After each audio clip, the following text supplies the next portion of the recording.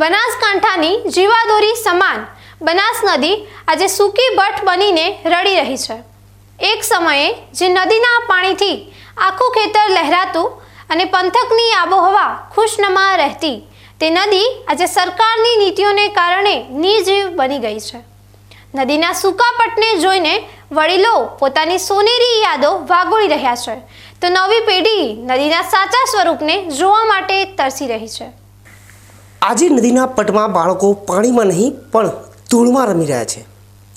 એક સમય હતો જ્યારે ડીસાની શાળાઓમાંથી બાળકોને પર્યટન માટે નદીના માર્ગે માલગઢની કૈલાસ ટેકરી અને ભૈરવ ટેકરી લઈ જવાતા હતા। બાળકો આખો દિવસ નદીના વહેણમાં નહાયા બાદ ખુલ્લા પટમાં રમતો રમતા અને પ્રકૃતિનો આનંદ માણતા હતા। આ બાળકોને પર્યટન દરમિયાન ભૂખ લાગે ત્યારે ભોજન આપવામાં આવતું અને પેટનો ખાડો પૂરો થયા બાદ એકવાર ફરી તરોતાજા થઈને આ બાળકો નદીમાં ઉદ્ધમ મચાવતા હતા। આ દિવસો જ અલગ દિવસો હતા, પરંતુ હવે આ બધું માત્ર ઇતિહાસ બની ગયું છે। પોતાના માતા પિતા અને વડીલો પાસેથી જ બનાસ નદીના ભવ્ય ભૂતકાળની સાંભળેલી વાતોને લઈ આ બાળકો અત્યારે ઉત્સાહિત જોવા મળી રહ્યા છે, પરંતુ આજની પેઢી આ કુદરતી અનુભવથી વંચિત છે અને ફરીથી નદીમાં પાણી આવે તેવી માસૂમ માંગ કરી રહી છે। મારા દાદા પહેલાંના સમયે કહેતા હતા કે પહેલાંના સમયે નદી ચાલુ હતી એટલે કૈલાસ ટેકરી, ભૈરવ ટેકરીએ બધા માણસો દર શનિ રવિવારે છોકરાઓ આવતા હતા, પણ હવે અહીંયા નદી બંધ થઈ ગઈ એટલે કૈલાસ ટેકરી, ભૈરવ ટેકરી બધા લોકો આવતા નથી અને દર શનિ રવિવારે છોકરાઓ પણ આવતા નથી। એટલે અમારે સરકારની વિનંતી છે કે અહીંયા ફરીથી નદી ચાલુ કરે। મારા મમ્મી પપ્પા નાના હતા ને જ્યારે અહીંયા બધે પિકનિક કરવા આવતા ને એટલે પછી નદી ચાલુ હતી એટલે પછી નદી સુકાઈ ગઈ, ખબર નહીં પડી કેવી રીતે સુકાઈ ગઈ। શાળાના શિક્ષકો પણ માને છે કે શિયાળાના સમયે પર્યટન દ્વારા બાળકોને નદીની ઇકોસિસ્ટમ સમજાવવામાં આવતી હતી। જીવંત નદી પર્યાવરણ પર કેવી અસર કરે છે તેનું પ્રેક્ટિકલ જ્ઞાન બાળકોને મળતું હતું, પરંતુ હવે ડેમમાં પાણી રોકી દેવાતા આખી સિસ્ટમ ખોરવાઈ ગઈ છે। જો સરકાર જલ્દી ગંભીર નહીં બને તો આવનારી પેઢી માટે બનાસ નદી શું છે તે સમજવું પણ મુશ્કેલ બની જશે। નદી એ આપણા દેશની લોકમાતા છે। નદીને જીવંત રાખવી એ આપણા સૌ માટે સારી બાબત છે। જેમ કે આપણા ભારત દેશમાં ગંગા નદી, તો ગંગા નદીનો વિકાસ કરવામાં આવે એના કારણે તેની લોક સંસ્કૃતિ જળવાઈ રહી છે। એવી રીતે આપણી બનાસ નદી, તો બનાસ નદીમાં પણ બંધ બાંધવામાં આવે છે, નર્મદા નદી પર બંધ બાંધવામાં આવે છે। તેનું પાણી સિંચાઈ, નહેરો વગેરે દ્વારા કરવામાં આવે છે, તે ખૂબ જ સારી બાબત છે।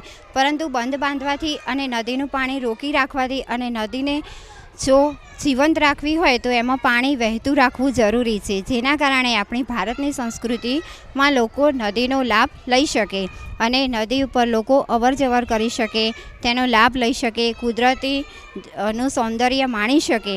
એના માટે અને આવનારી પેઢી માટે નદીને જીવંત રાખવી ખૂબ જ જરૂરી છે। માલગઢ ગામના વડીલ મોહનલાલ પડિયાર જીવંત બનાસ નદીનું મહત્વ સમજાવતા ભાવુક થઈ જાય છે। તેમના જણાવ્યા મુજબ નદી જ્યારે બારેમાસ વહેતી હતી ત્યારે કાંઠાના ગામોમાં કોઈપણ ખાતર વગર ઉચ્ચ ગુણવત્તાવાળા બટાટા, ટામેટાં અને અન્ય શાકભાજીનું મબલક ઉત્પાદન થતું હતું। તે સમયના શાકભાજીનો સ્વાદ આજે ક્યાંય જોવા મળતો નથી। હવે પાણીના સ્તર ખૂબ જ ઊંડા ઉતરી ગયા છે અને ખરાબ ગુણવત્તાવાળા પાણીને કારણે ખોરાકના પોષક તત્વો અને સ્વાદ બંને છીનવાઈ ગયા છે।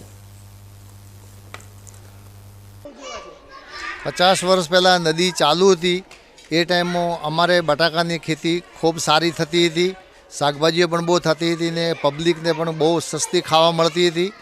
એક નદીમાં ગરમ પાણી ચાલતું હતું, એકમાં ઠંડુ ચાલતું હતું, કુદરતી પ્રકૃતિ હતી અને એ ટાઈમમાં બધા નાના મોટા માણસોને રોજીરોટી મળી રહેતી હતી। અમારા અનુભવ સારા હતા કે એ ટાઈમમાં લોકોને રોજીરોટી મળતી અને શાકભાજી ઓર્ગેનાઇઝ 100% ખૂબ સારી ખાવા મળતી હતી। નદી સુકાઈ ગયા પછીની પરિસ્થિતિ, પાણી સુકાઈ જવાથી આજુબાજુના ખેડૂતોને બહુ તકલીફ પડી છે અને શાકભાજીના પણ ભાવ બહુ મોંઘા જતા રહ્યા છે। ખેડૂતોને અત્યારે પાણીના ઊંડા લેવલ 300 ફૂટ ઉપર જતા રહ્યા છે। પહેલાં 15 થી 20 ફૂટે નદીનું પાણી હતું, એ ટાઈમમાં શાકભાજી ખેડૂત બટાકા બીજા બધા બહુ સસ્તું પાકતું હતું અને અમને પણ ખૂબ પોસાતું હતું. અત્યારે બોર અને મોટરના પોણે ઊંડી જવાથી ખર્ચા વધી ગયા છે. આ માંગ માત્ર મોહનલાલ પઢિયારની જ નથી, પરંતુ નદી કાંઠે વસેલા તમામ ગામોનો આ એક જ સૂર છે. સરકાર સમક્ષ દરેક ગ્રામજન નદીને ફરી જીવંત કરવાની માંગ કરી રહ્યા છે. લોકોનું કહેવું છે કે જો નદીના ફરીથી પ્રવાહ શરૂ થાય તો પંથકના ભૂગર્ભ જળ ઊંચા આવે અને તેથી ખેતી ફરીથી હરિયાળી બને. આજ રોજ સરકારશ્રીને અમારી વિનંતી છે કે બનાસ નદીને જીવંત રહેવા માટે કેનાલનું પાણી છોડવામાં આવે તો પાણીના તળ ઊંચા આવી શકે. જે રીતે તળાવમાં પાણી મૂક્યા એ રીતે અમારા નદીમાં પાણી છોડવામાં આવે તો નદી કિનારાના બધા તળો ઊંચા આવે ને સારું પાણી ખેડૂતો પી શકે. બનાસ નદી એ આ વિસ્તારનો કુદરતી હક છે. અરવલ્લીની પહાડીઓમાંથી આવતા પાણીના વહેણ માટે કુદરતે જે માર્ગ બનાવ્યો હતો તેમાં માનવીય દખલગીરીએ આ વિસ્તારની ઇકોસિસ્ટમનો દાટ વાળી દીધો છે. માસૂમ બાળકોની રમત હોય કે વડીલોની સોનેરી યાદો, દરેકનો રસ્તો બનાસ નદીના નીર સુધી જ જાય છે. સરકાર જો ખરેખર આવનારી પેઢીને બચાવવા માંગતી હોય તો ડેમમાં પાણી રોકવાને બદલે નદીમાં વહેતું કરવું જોઈએ, જેથી બનાસની અસ્મિતા ફરીથી અડીખમ બને.